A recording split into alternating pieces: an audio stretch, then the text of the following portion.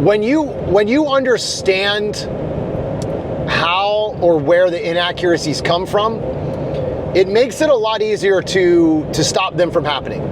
So there was a gentleman that was shooting this weekend at the local match, and there was a low port that he came out of, and he shot out of the low port. As he was standing up, he shoots an alpha no shoot. So we talked about it afterwards, and I was like, so do you have this on video? And he goes, yeah, I videoed it. I said, okay, great. When you go home and watch this video, I want you to watch how and when you got your no shoot. And so I told him, I said, do you have the hat cam? He goes, yeah. I said, okay, you're gonna see it on the hat cam more than you're gonna see it in the third person, but the third person will help because you're gonna see the level change in your body. But what happened is, as he stood up, his first shot was great because he, obviously he's semi-standing still on the first shot. But as soon as he rose up and his foot landed on the second shot, I mean, just plugs the headshot almost dead center in the no shoot. And I told him, I was like, look, man, it's because of your body. Your body moved and created an inaccuracy. But I didn't tell him that right away, and the reason I did that is because I like to hear what people say or what they feel or what they think. What they feel in their own shooting. And he says to me, he goes, oh man, I had a really bad grip.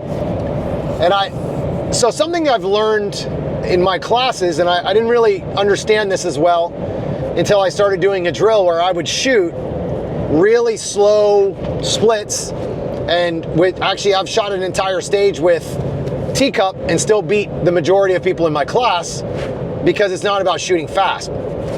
And I'll get into that in a second, because you do have to shoot fast to win in this sport. But I told him, I said, dude, your grip had nothing to do with the no shoot. The no shoot happened.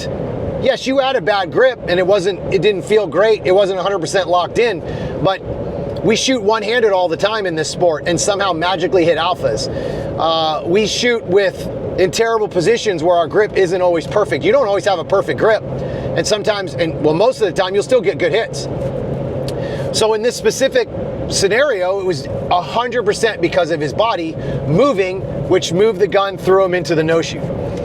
So I told him, I was like, you don't need a great grip to get alphas in this sport.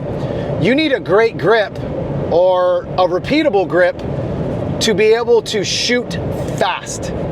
Right? And the reason that is because you need it to be predictable so you can respond fast, But that has nothing to do with accuracy, right? It has zero to do with accuracy. Speed is not what makes your accuracy go up or down. It's you not shooting the gun when you're supposed to. And that has 100% to do with you just understanding when the red dot's there, okay, it's okay. Oh, the red dot's moving around a bunch, I need to wait a second. But to see that scenario happen and kind of watch his brain kind of like just the click of, well, shit, okay, you're right. I don't need to shoot. Accuracy doesn't come from a great grip. Yeah, accuracy at speed comes from a great grip. So when you start to realize that and you start to understand that, it allows you to kind of understand like, okay, this no shoot, I need to wait a little bit.